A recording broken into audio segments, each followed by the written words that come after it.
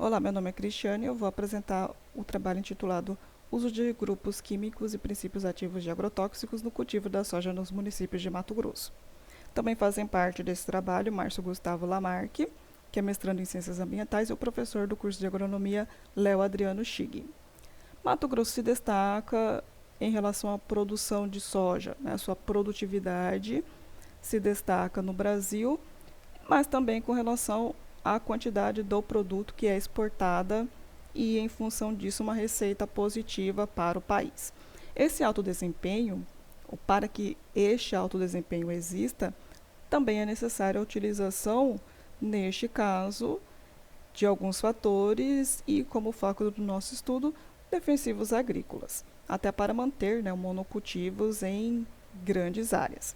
O entendimento adequado sobre os grupos químicos e os princípios ativos mais utilizados para essa cultura nos permite entender depois quais os impactos, os maiores impactos causados e, posteriormente, tentar utilizar do manejo correto para minimizar estes impactos. Então, o objetivo deste estudo foi caracterizar o uso de embalagens de agrotóxicos no cultivo da soja nos 10 municípios que mais utilizam, né, desses produtos exclusivamente para esta cultura, e depois, a partir disso, quantificamos isso, né, para quantificar e distribuir os princípios ativos e os grupos químicos mais utilizados. Por que utilizamos, e como já especificado ali no objetivo, as embalagens?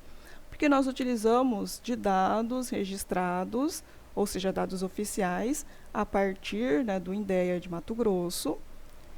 Como nós temos vários municípios, filtramos para os 10 municípios que mais utilizam desses defensivos agrícolas exclusivamente para a cultura da soja.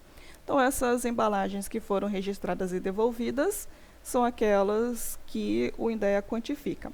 A partir desta quantificação, utilizamos um filtro para depois entender e retirar informações dos grupos químicos e dos princípios ativos mais utilizados. Então, foi essa sequência que utilizamos. Obtivemos a base de dados do INDEA, segmentamos por cultura, filtramos exclusivamente para soja, considerando embalagens utilizadas, e a partir dessas embalagens retiramos as informações dos seus grupos ativos e dos princípios também. O que nós encontramos? Observamos que para municípios como Sorriso, Sapezal, Campo Novo do Parecis, Lucas do Rio Verde, Novo Beiratã, são aqui os 5 que mais utilizam de defensivos agrícolas, considerando exclusivamente a cultura da soja.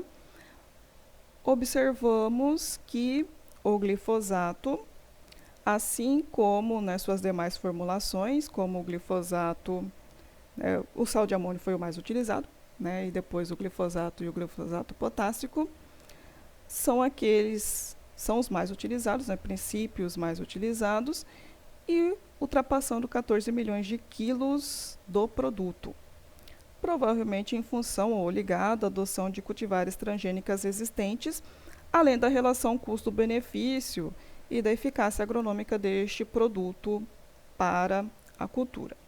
Considerando os inseticidas, o grupo dos organofosforados, malationa e o acefato, são os mais utilizados, ultrapassam 10 milhões de quilos do produto.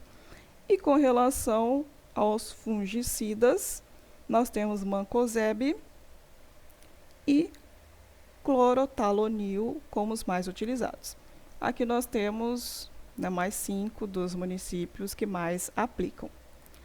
Como conclusão, essa análise evidenciou a diversidade de produtos que são aplicados, mas com uma forte dependência para os herbicidas, que neste caso destacamos, né, o glifosato.